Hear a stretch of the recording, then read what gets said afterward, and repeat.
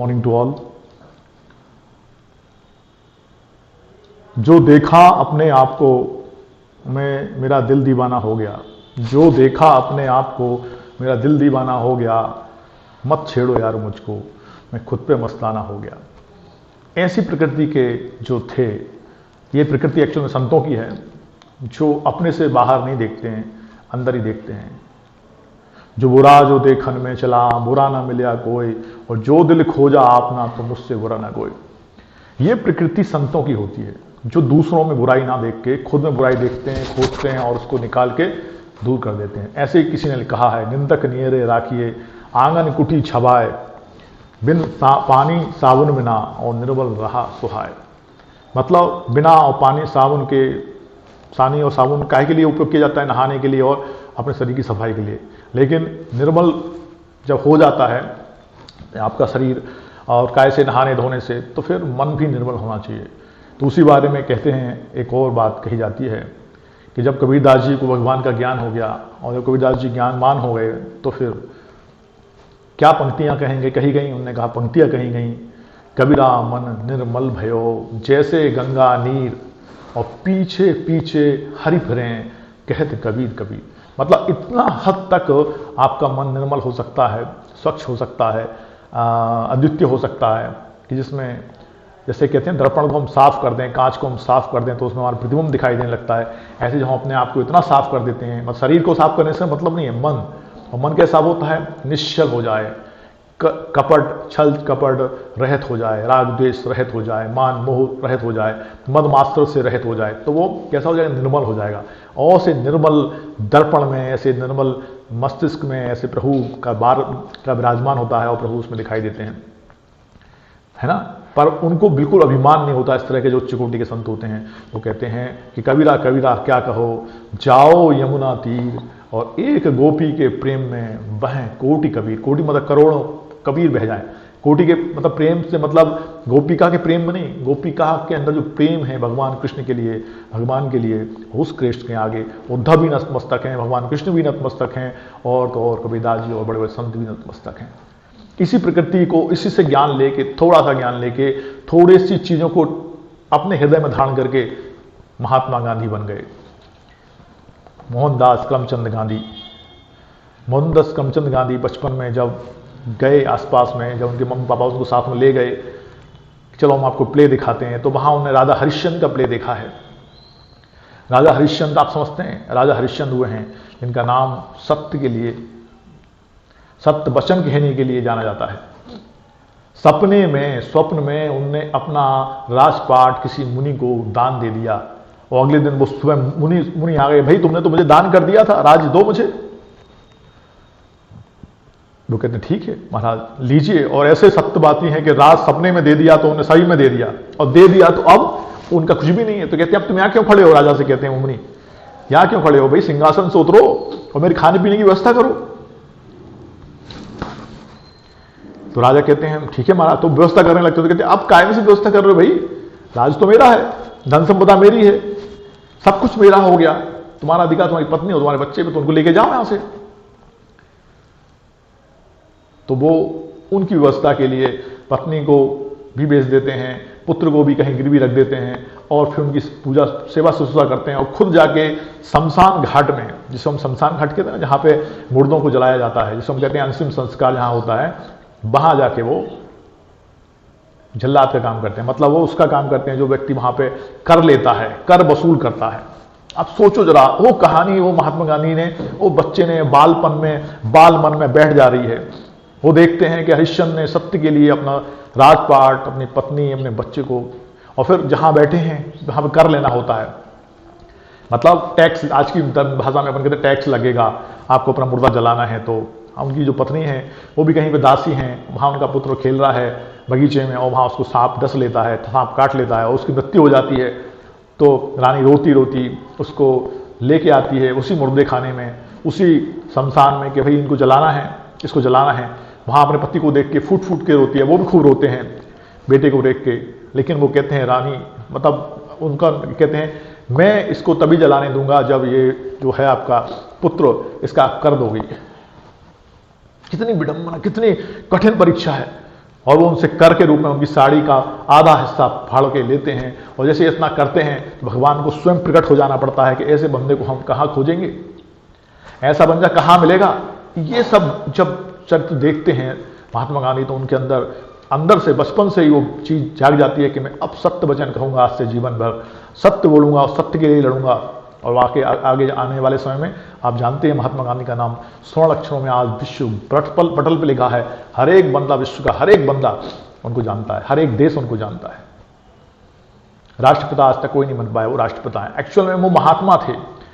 एक बार महात्मा गांधी बीमार पड़ गए और उनके जो शिष्य थे और आसपास के लोग थे वो, हाँ बेटा म्यूट कर लें अपने माइक को सभी लोग प्लीज, क्योंकि मैंने तो उसको म्यूट करके रखा है अपनी तरफ से, लेकिन आपकी तरफ से आवाज आ रही होगी तो आपको सुनाई देगी, मुझे सुनाई नहीं दे रही है, ठीक है, क्योंकि मैंने हेडफोन नहीं लगाए हैं, क्योंकि हेडफोन लगा के मैं पढ़ा नहीं सकता, मुझे बहुत दिक्कत होती है, परेशानी होने लगती है, इसलिए मैं उसको नहीं लगाता हूँ, है ना। अब ये आपको मेंटेन करना है कि भाई सारे माइक बंद कर लें। आप लोग संभ्रांत और एकदम इंटेलेक्चुअल पावर वाले व्यक्ति हैं, सारे लॉयर्स बनने वाले हैं, लॉयर्स हैं, मैं था मान के चलता हूँ अभी, मतलब आपने एडमिशन लिया है तो मैं ये मान के चलता हूँ कि आप लॉयर बनेंगे, एक अधिवक्ता बनेंगे, एक संभ्रांत नागरिक बनेंगे देश का, और सबसे पहले आप एक इंसान बनेंगे, मानव बनेंगे, ठीक है। अब बात कर रहे थे हमारे महात्मा गांधी की, तो महात्मा गांधी बीमार हुए तो उनके जो लोग हैं आसपास के, उनके लिए दवा दारू करने लगे। दवा दारू से मतलब मेडिसिन की व्यवस्था, डॉक्टर्स को बुलाना। जब उनको होश आया तो वो कहते हैं तो आप मेरे चारों तरफ बैठ जाते और रघुपति राघव राजा राम पतित पावन सीताराम ऐसा भजन करते तो मुझे बहुत अच्छा लगता। उस दृष्टि के व्यक्ति थे वो, और आत्मा के धनी थे वो, आत्मा में रमण करते थे, उन्हें बाहर वस्तुओं से बिल्कुल भी लेना देना नहीं था, लेकिन दूसरों के कष्ट उनको बिल्कुल भी सहन नहीं होते थे। और दूसरों के कष्ट के लिए चंपारण जैसा आंदोलन उन्होंने किया है, वहाँ पे जाके दक्षिण अफ्रीका में जाके, और भारत में भी तमाम आंदोलन किए उन्होंने, और इतने आंदोलन किए कि आप देखो ना कितने असहयोग आंदोलन हैं, जिसको चलते चलते बीच में रोक दिया। तो महात्मा थे, एक्चुअली महात्मा थे, वो व्यक्ति महात्मा होता है। महात्मा हम किसी को भी नहीं कह सकते, महात्मा वो होता है जो दूसरों के कष्ट से जिसका हृदय द्रवित हो जाए, जो दूसरों के लिए जिए और दूसरों के लिए मर जाए, वो महात्मा होता है, ठीक है। अब आप कहोगे दूसरों के लिए मर जाए, ऐसा कोई होता है क्या? बिल्कुल ऐसा होता है। दधीची ऋषि का नाम सुना है आपने? दधीची ऋषि, इनकी हड्डियों के मतलब इतने स्ट्रॉन्ग थे, वो वज्रासन में बैठ के ध्यान भजन करते थे, तो उनकी शरीर की हड्डियां और बैकबोन इतने मजबूत थे कि जब वृत्तासुर को मारना है तो भगवान कहते हैं दधीची ऋषि की हड्डियों से वो मारा जाएगा। तो अब दधीची ऋषि को कौन मारे? वो तो साक्षात ब्रह्म है, साक्षात ईश्वर का अवतार है, साक्षात ध्यान और साधना में। तो उनसे जाके रिक्वेस्ट करते हैं इंद्र और आदि गण देवता कि प्रभु आपकी हड्डियां चाहिए हमें, तब हम इस राक्षस को मारेंगे। तो वो कहते हैं तथास्तु, मतलब दे दिया। बस सोचो जरा, कोई किसी के शरीर को मांग रहा है, प्राण मांग रहा है, वो कहते हैं लो दे दो। ऐसे लोग भारत में हुए, उन्हें अपने शरीर को त्याग दिया है और उस हड्डियों से वो बनाया गया है अस्त्र, जिसका नाम है वज्र। आपने सुना होगा इंद्र के जो अस्त्र है सबसे खतरनाक, उसका नाम है वज्र। उस वज्र को बनाया गया है और वज्र से वृत्तासुर का वध हुआ है। तो यहां बात चल रही थी महात्मा गांधी की। तो महात्मा गांधी जो थे महात्मा हैं, बड़े महात्मा, महान आत्मा।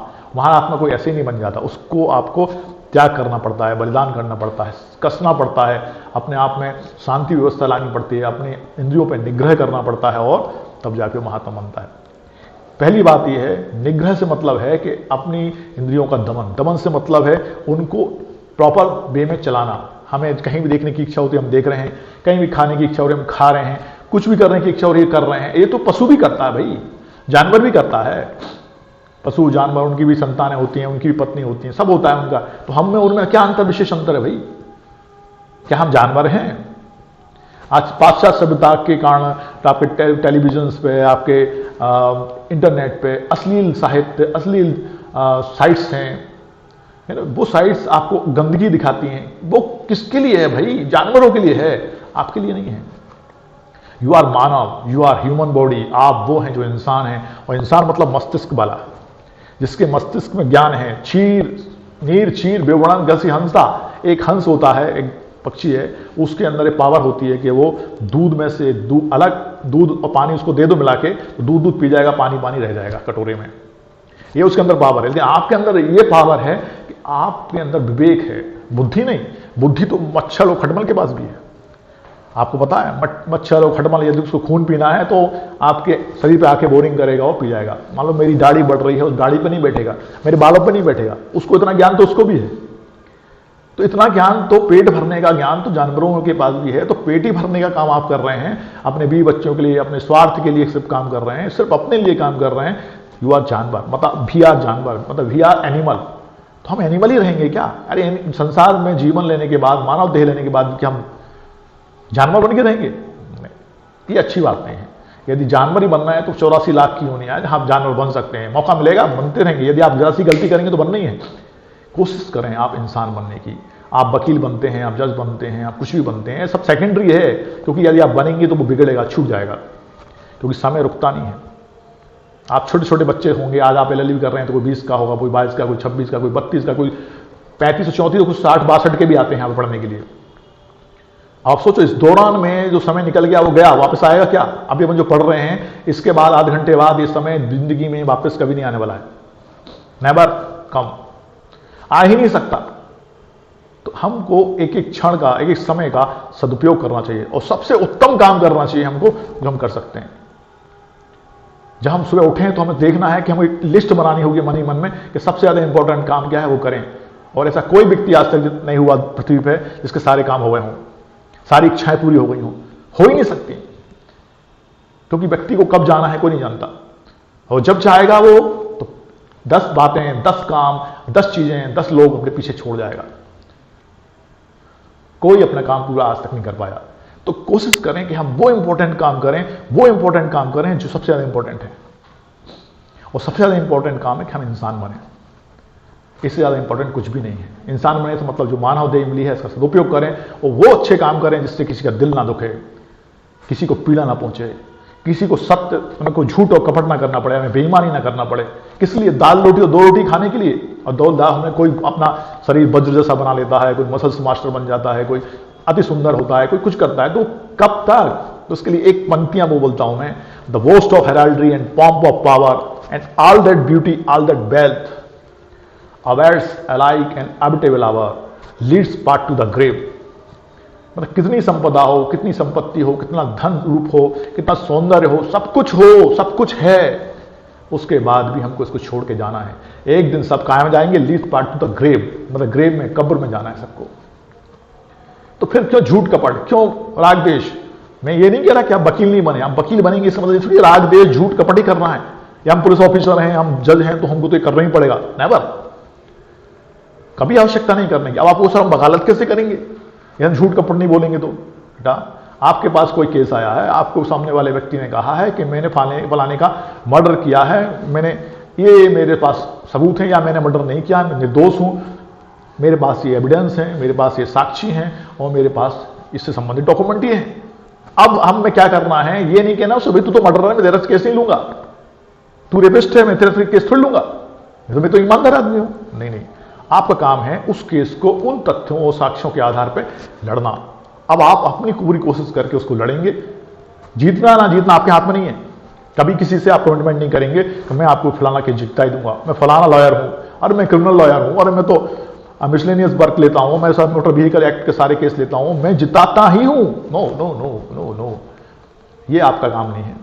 आपका काम है प्रॉपर तैयारी करना, प्रॉपर एविडेंस प्रस्तुत करना, टाइम पे कोर्ट जाके अपनी बात को रखना, आर्ग्यूमेंट करना, जो समय दिया है उस समय पर उपस्थित होना, और जितना हो सकता है उस केस को जिताने के लिए रेफरेंसेज उपलब्ध कराना। ये आपका काम है। आपका काम ये नहीं है कि आप जीत जाएंगे, ये आपका नहीं है। आपका काम सिर्फ इतना है कि आप मेहनत करेंगे उसके लिए, उसके बाद जीतता है हारता है वो सेकेंडरी है, और उस पर आपकी फीस पे कोई इफेक्ट नहीं आएगा। आप यदि ईमानदारी से काम करते हैं तो आप देखेंगे कि कुछ समय लोग आपको कहेंगे बुद्धू आदमी यार, क्या इस जमाने में ईमानदारी और सत्य की बात करता है। लेकिन धीरे धीरे धीरे धीरे धीरे धीरे एक सत्यनिष्ठ व्यक्ति की, एक ईमानदार व्यक्ति की छवि पूरे विश्व पर पड़ती है, पूरे समाज पर पड़ती है, सारे लोगों पर पड़ती है। जानते हैं कि फलाना श्रीवास्तव जी हैं, वो ऐसे हैं। समझ में आ रही है आपको? आप पक्का मानना, कोई कितना ही बड़ा क्रिमिनल हो, कोई कितना बड़ा डॉन हो, कोई कितनी भी संपत्ति वाला हो, कितना बड़ा व्यापारी हो, अरे इवन डॉन हो, जो आपके जो मर्डरर्स होते हैं और जो आपके क्रिमिनल्स होते हैं, वो सब भी चाहते क्या है? पत्नी ईमानदार हो, बच्चे ईमानदार हो, नौकर ईमानदार हो और आपस में ईमानदारी से वर्क करें। कहते हैं हमारे धंधे में तो ईमानदारी बहुत इंपॉर्टेंट है। अरे ईमानदारी को तो वो भी मानते हैं भाई, सत्यनिष्ठा तो वो भी चाहिए, उनको भी चाहिए, तभी धंधा चलेगा। तो वो वाली बात अपन यहां कर रहे थे महात्मा गांधी के बारे में कि महात्मा बनना ऐसा आसान नहीं है। महात्मा बनने के लिए वास्तव में उन्हें अपने शरीर को कसा, जब उन्होंने देखा कि वास्तव में भारत में आधी से ज्यादा आबादी नंगी घूम रही है, उनके पास पहनने को वस्त्र नहीं है, खाने को भोजन नहीं है, और मैं टिप टॉप होकर बैरिस्टर बन के और सूट बूट पहने घूमता हूं, और उसी क्षण सब कुछ त्याग दिया, दान दे दिया, और एक कॉफी मतलब एक नीचे एक अंगूठी लगाई है और ऊपर एक गमछा डाला है, बस। आपने देखा होगा, जिसको देख के बाद में अंग्रेज थर्रा गए कि ये आदमी 5 फुट 4 इंच का आदमी, काला काला सा आदमी, गंजा आदमी, ये हमें भगाएगा। आओ, कैसे भगा देगा भाई? कैसे भगा देगा? है क्या इसके पास? अरे इसके पास आत्मा का धन है, इसके पास आत्मा की पावर है, इसके पास संयम का बल है, इसके पास अनुशासन की शक्ति है, इसलिए भगा देगा। इसके साथ चलने वाले हजारों नहीं, लाखों नहीं, करोड़ों लोग हैं, इसकी बात मानने वाले हजारों लाखों लोग हैं, और ये मर सकता है, हम मार सकते हैं। दोनों में कितना अंतर है? ये मर सकता है, हम मार सकते हैं, और मारने वाले से हमेशा बचाने वाला बड़ा होता है। जो मर सकता है खुद के लिए, दूसरों के लिए मर सकता है। मर सकता है मतलब अपने आप को शरीर से खत्म नहीं करना है, इसको मारना है, मन को मारना है, इंद्रियों को निग्रह करना है, वो मारना है।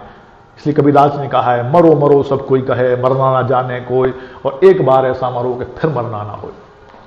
है मर गए साहब, डर लग रहा है, सामने से अर्थी जा रही है, हम जूते उतार के खड़े हो जाते हैं आंख बंद करके, हे प्रभु। अरे क्या कह रहे हो तुम उससे, प्रभु से कि बचा लेगा तुम्हें?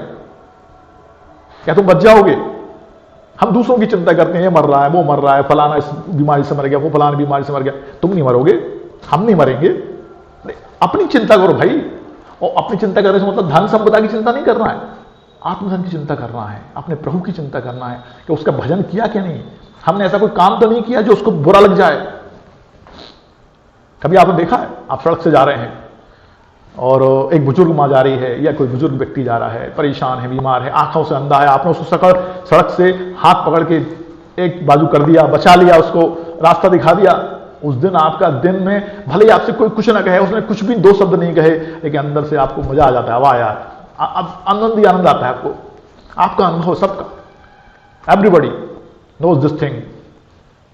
और वहीं कहीं एक छोटा सा पिल्ला है, जा रहा है, आप बीच में आ गया, आपने एक घुमा के लाद दी, दूर जाके गिरा, टाइम टाइम टाइम टाइम करके चला गया, उसने कुछ नहीं किया, कोई प्रतिकार करने की क्षमता उसके अंदर नहीं है, प्रतिकार नहीं कर रहा है वो, फिर भी आपको दिन भर ग्लानि होगी, एक अंदर दुख दुख होता है कि यार ये मैंने क्या किया। भले ही आपको समझ में नहीं आया क्या किया, लेकिन आपको अंदर दुखी दुख हुआ, काम बिगड़ जाएंगे, अंदर मन प्रसन्न नहीं होगा तो आप काम का अच्छा करेंगे। तो वो महात्मा गांधी के चरित्र को समझाने के लिए बैकग्राउंड इतना बनाया मैंने कि महात्मा गांधी सामान्य व्यक्ति नहीं है। लोग क्रिटिसाइज करते हैं, थोड़ा सा इतिहास पढ़ लेते हैं, थोड़ा भूगोल पढ़ लिया, थोड़ा सी राजनीति पढ़ ली तो कहते हैं अरे वो तो बदमाश था, अच्छा रहा नाथूराम गोडसे ने मार दिया। नो नो नो, देखो गलतियां निकालना बहुत आसान है, गलतियां निकालना बहुत आसान है। उन्होंने अपनी गलतियों को लिखा है कि ये मेरी गलती की, मैंने ये गलती की, मैंने ये गलती की। ऐसा कौन है जो अपनी गलती लिखता है? लोग लिखते हैं कि मैंने ये किया, ये अच्छा किया, वो अच्छा किया, ये अच्छा किया, मैं इतना अच्छा आदमी हूं, मुझे पूजो, मैं राजनेता, मैं प्रधानमंत्री बनूंगा, मैं फलाना बनूंगा, मुझे सब दे दो। नहीं, उन्होंने कहा मुझसे सब ले लो। आप उस व्यक्ति पे उंगली उठाते हैं जो व्यक्ति जब 1947 के बाद, वो 1946 में आपका डिवीजन हो रहा था, विभाजन हो रहा था और लोग मर रहे थे, मुस्लिम हिंदू को मार रहे थे, हिंदू मुस्लिम को मार रहे थे। क्यों मार रहे थे? क्योंकि अंग्रेजों ने फूट डाल दी थी बीच में। उस समय बंदा कोई पद नहीं ले रहा था कि मुझे प्रधानमंत्री बनना, राष्ट्रपति बनना, वो उनके बीच में जाके सभाएं कर रहा था कि भाई शांति व्यवस्था बना के रखो, तो आप भाई हो। वो अखरा और लोगों ने मार दिया कि यार अभी भी हीरो बना जा रहा है, हमको देश मिल गया, हमको पद मिल गए, हमको फलाना मिल गया और हम तो आराम से रहेंगे। अब ये कहां पे भटक रहा है? इसको कोई पद देते, जो पद नहीं चाहिए था, उनको चाहिए थी शांति। उनको व्यक्ति से मतलब था, एक एक व्यक्ति से मतलब था कि कोई दुखी है, कष्ट है, परेशानी में है, तो ऐसे व्यक्ति को हम कैसे दुखी हो, परेशानी में देख सकते हैं। मुझे कोई पद नहीं चाहिए, पद ही चाहिए होता तो बंदा आके आधा रंगा घूमता क्या? बताइए मुझे। चलो तो अब बात करते हैं 13 अप्रैल 1919 जलियांवाला बाग का जो नृशंस हत्याकांड हुआ, उनकी आंखों के सामने की बात है। उस समय वो वहां विदेश में थे और जब उन्हें सुना कि नृशंस हत्याकांड हुआ है तो फिर 14 अप्रैल 1920 सविनय अवज्ञा आंदोलन सत्याग्रह प्रारंभ महात्मा गांधी ने किया है। सविनय अवज्ञा आंदोलन, जैसा कि शब्दों से स्पष्ट है, सविनय पित नम्रता के साथ, अवज्ञा आंदोलन हम आपकी आज्ञा नहीं मानेंगे, सॉरी माफ करिए, हम आपकी आज्ञा नहीं मानेंगे, हम आपके रूल्स ऑफ रेगुलेशन को नहीं मानेंगे, हम आपकी शासन व्यवस्था कानून व्यवस्था को नहीं मानेंगे, हम आपकी चीजों का उपयोग नहीं करेंगे, माफ करिए।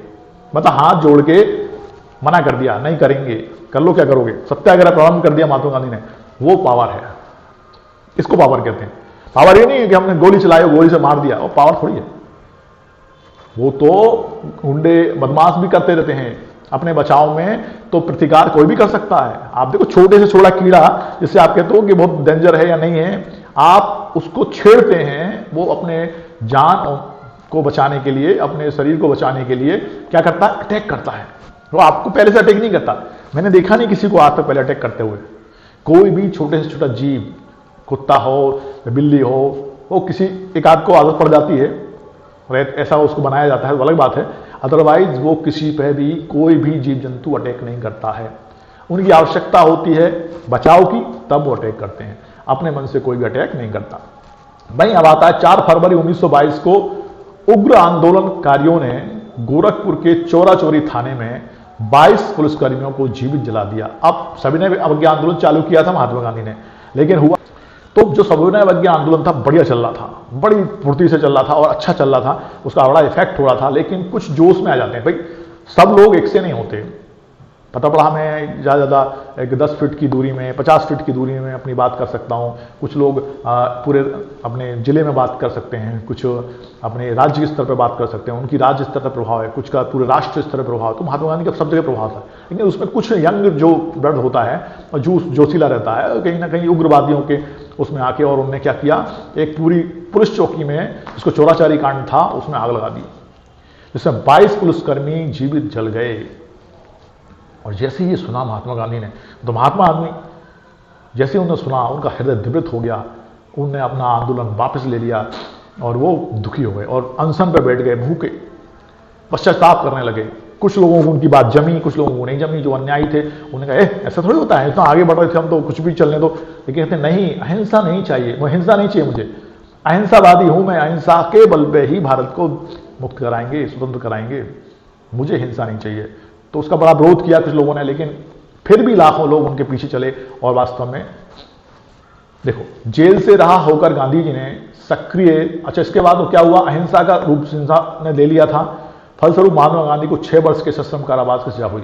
अब बैक ले लिया तो अंग्रेजों को लगा रहे, ये तो ठीक नहीं, मतलब प्रशासन ने, अंग्रेज प्रशासन ने उनको वापस ले, उनको जेल में बंद कर दिया, 6 वर्ष तक सश्रम कारावास में रखा, जबकि उनने उस आंदोलन को रोका था। हो सकता है उनका आंदोलन इतना प्रबल होता कि उस समय अपन देश आजाद करा लेते, 1920 और 1922 की बात में, और उसके बाद 20 साल और 27 साल और लग गए। ठीक है, फिर जेल से रिहा होकर गांधी ने सक्रिय राजनीति से संपर्क तोड़कर खादी ग्रामोद्योग मिशन संचालित किया है और उनकी स्वदेशी वस्तुओं और स्वदेशी वस्त्रों की मांग ने चरखों, खादी और हैंडलूम वस्त्रों को लोकप्रिय बनाया। मतलब अब तक वो आंदोलन कर रहे थे और राजनीति में थे, तो अब उन्होंने सोचा अब मैं कुछ ऐसा काम करूं जिससे कि हमारे भारतीयों को काम भी मिले और उसके दौरान उत्पादन जिसका हो, उस उत्पादन से अंग्रेज प्रशासन की नींव हिल जाए। तो उन्होंने कहा कि एक काम करते हैं ना, हम उनके बनाए वस्त्र क्यों पहने, हम वस्त्र बनाएंगे, हम खादी बनाएंगे, हम हैंडलूम बनाएंगे और खुद हम लोगों को काम करेंगे, उसको बेचेंगे, हम उसी को पहनेंगे और विदेशी चीज़ों का बहिष्कार करेंगे। और आपने देखा सुना होगा, विदेशी चीज़ों का बहिष्कार हुआ है, उनकी होली जला देते थे, पुलिस आके डंडे बरसाती थी, भाग जाते थे लोग। लेकिन आंदोलन इस तरह से चलने लग गया और काम आगे बढ़ता रहा कि हम तो खादी उद्योग, ग्राम उद्योग का उपयोग करेंगे। भोजन बनाती थी महिलाएं घर में, चक्की, घरों में महिलाएं चक्की, गेहूं पीसती थी, घर में तैयार आटे से भोजन बनाती थी और घर में चरखे से, काते सूत से वस्त्र बनाती थी। ये उनके उसका प्रभाव हुआ, किसका, महात्मा गांधी का। गांधी जी ने 1930 में भी दांडी यात्रा का नमक का कानून तोड़ा और स्वयं नमक बनाया। अब दांडी मार्च आपने सुना होगा, जो 1930 में किया है महात्मा गांधी ने, जिसमें पैदल चल के जाके साबरमती आश्रम से जाके वहां पे गए और उन्होंने उस नमक कानून को तोड़ा है, मतलब नमक बना के खुद मतलब वहाँ कुछ नहीं कि मशीन लगा दी थी उन्होंने, नमक तोड़ा है, नमक उठाया है, जो कि वहाँ पे सिर्फ प्रशासन का काम था नमक बनाना, वो उन तोड़ा। वो तोड़ने से उनके पीछे हजारों लोग पीछे गए थे उसमें, मतलब आंदोलन में लाखों लोग गए थे। तो वो दांडी मार्च 1930 का रहा। फिर अद्भुत आध्यात्मिक शक्ति के धनी गांधी जी ने समाज में अबला कही जाने वाली स्त्रियों के वर्ग को ऊपर उठाने के लिए अनेक प्रयास किए। वो तो अपन ने पहले ही देख लिया, जो व्यक्ति महात्मा होता है वो किसी भी वर्ग को पिछड़ा और लाचार, गरीब और मोहताज नहीं देख सकता। उसकी कोशिश रहती है कि सब बढ़ें, सब पढ़ें, सब आगे बढ़ें। और जबकि जो राजनीतिज्ञ हैं या धनाढ़ लोग हैं वो कहते हैं नहीं, हम बढ़ें, हम पढ़ें, हमारा परिवार पढ़े, हमारे पास संपदा हो, बाकी सब भीखे हों, भूखे रहें, मर जाएं, हमें लेना देना नहीं, हम इन पर राज्य करें। ये हमको ऐसे देखें कि चमकीली निगाहों से कि वाह वाह क्या जिंदगी है, काश हमारे पास भी होती। तो ये सोच अलग है और वो सोच अलग है। एक महात्मा की सोच महात्मा की तरह है, इसमें वो प्राणी मात्र के प्रति दया भाव है, उन्नति का भाव है, विकास का भाव है। और उस प्राणी मात्र में स्त्रियां भी बराबरी की हकदार हैं। न स्त्रियां पीछे रहें, न बच्चे पीछे रहें, न पुरुष पीछे रहें, सब आगे बढ़ें। अच्छा, इसके बाद स्त्रियों को पुरुषों के समान स्वतंत्रता आंदोलन में भाग लेने के लिए प्रेरित किया था उन्हें। उन्हीं की प्रेरणा से सभी ने अवज्ञा आंदोलन व सहयोग आंदोलन में स्त्रियों ने भी बढ़ चढ़ के भाग लिया था। गांधी जी दहेज प्रथा, बाल विवाह व छुआछूत प्रथा के घोर विरोधी थे। देखो, दहेज प्रथा उनको बिल्कुल पसंद नहीं थी, क्योंकि कहीं ना कहीं ये महिलाओं का डिमोशन है और महिलाओं के ऊपर किया जाने वाला अत्याचार था। क्योंकि दहेज के कारण दहेज लोलुपी महिलाओं से, लड़कियों से शादी करके उनके परिवारों से अच्छे दहेज की मांग किया करते थे। आज तक वो प्रथा है, आज भी परिवारों में वो एक गिफ्ट के रूप में आज भी जारी है। आज तक उसको हम खत्म नहीं कर पाए। वो इतना विकराल रूप ले लिया था कि दहेज जो ज़्यादा देगा वहाँ पे शादी होगी। मतलब ये कहते थे कि लड़का क्लर्क है, लड़का ऑफिसर है, पुलिस ऑफिसर है, लड़का इंस्पेक्टर है, सब इंस्पेक्टर है, एसपी है, डीएसपी है, आईएएस ऑफिसर है, सिविल जज है, आईडीजे है, तो उनके हिसाब से उनकी बोली लगेगी। सबसे ज़्यादा अच्छे पद पे जो तो उतने ज़्यादा उसको पैसे उसको मिलना चाहिए। हमने इसके ऊपर इन्वेस्टमेंट किया है, इतना पढ़ाया लिखा है, तो लड़की अब आएगी तो इतना दहेज लेके आएगी। और ये तो हो गए, फिर भी ये संभ्रांत परिवार हुआ करते थे, तो वहाँ पर लड़कियों का सम्मान होता था। शुरू में एक बार ले लिया, लेकिन कुछ तो उन्हें धंधा बना लिया इसको। लड़के की शादी करेंगे, लड़की से यहाँ दहेज लेंगे, जितना दे सकते हैं तब तक उसको अच्छे से रखेंगे, उसके बाद उसको मार देंगे, जला देंगे, भगा देंगे या डिवोर्स ले लेंगे। नई शादी करेंगे, नए परिवार से नया पैसा मिलेगा। ये बिजनेस बना लिए थे लोगों ने। और दहेज ये प्रथा इतनी बढ़ गई थी कि अभी आपको पता आईपीसी में अमेंडमेंट करके सेक्शन 304 बी जोड़ना पड़ा था, साथ में 419A भी जोड़ना पड़ा था, जो क्रूरता की बात करता है और दहेज हत्या की बात वो आती है, जिसमें मिनिमम 7 वर्ष तक का और मैक्सिमम आजीवन कारावास तक का दंड आरोपित करना पड़ा, क्योंकि उसको रोकने का कोई उपचार ही नहीं मिल रहा था। भाई, बाल विवाह व छुआछूत प्रथा के भी घोर विरोधी थे। ना तो बाल विवाह हो और ना छुआछूत प्रथा हो। सब ईश्वर की संतान है। उनने जो भी अपने आज जिनको SC ST कहते हैं, ओके, टाइम रनिंग आउट हो गया, बस उनको जल्दी से पैकअप करते हैं।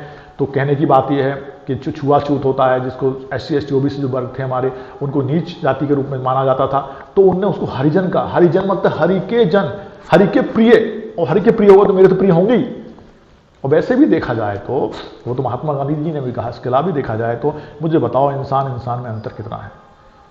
हर इंसान में वही ब्लड है, वही रक्त है, वही मांस है, मछलियां, आश्चर्य है, सब कुछ वही है जहां का ना। यदि आदमी को काटो तो खून एक सा निकलेगा। सबकी आवश्यकताएं वही हैं, सब वही क्रियाकलाप करते हैं जो हम करते हैं, चाहे धनाढ़ हो, चाहे गरीब हो, चाहे किसी SC ST OBC जनरल का हो, कोई भी, सब एक से हैं। 8 ग्रुप के अलावा 9वां ग्रुप नहीं है ब्लड का, AB और O और इनके नेगेटिव फॉर्म। 8 ब्लड के अलावा कोई भी ब्लड नहीं है। महात्मा गांधी हैं, उनका प्रभाव मानव जीवन पे और विश्व स्तर पे अभी तक पड़ा है और आगे भी रहेगा। ठीक है, तो अपन ने यहाँ पे छुआछूत प्रथा को घोर विरोधी माना था उन्होंने, और अंतर जाति विवाह पर उन्होंने बल दिया था।